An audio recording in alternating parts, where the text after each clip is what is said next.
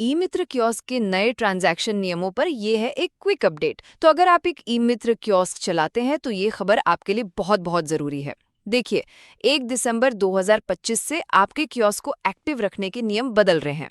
तो चलिए, 3 जरूरी बातें जान लेते हैं।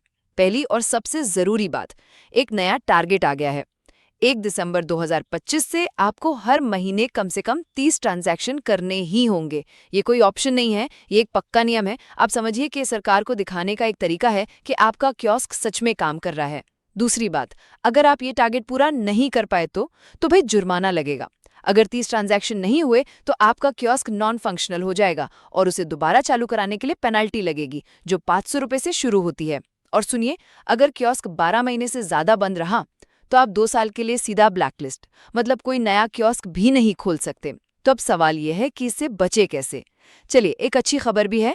आपका कियोस्क तभी सस्पेंड होगा जब आप, ध्यान से सुनिएगा, लगातार 3 महीने टारगेट पूरा नहीं करते। इसका मतलब क्या हुआ? मतलब अगर किसी एक महीने में चूक हो गई तो टेंशन मत लीजिए। बस अगले 2 महीनों में से किसी भी एक महीने 30 का आंकड़ा पार कर लीजिए और आप सेफ हैं।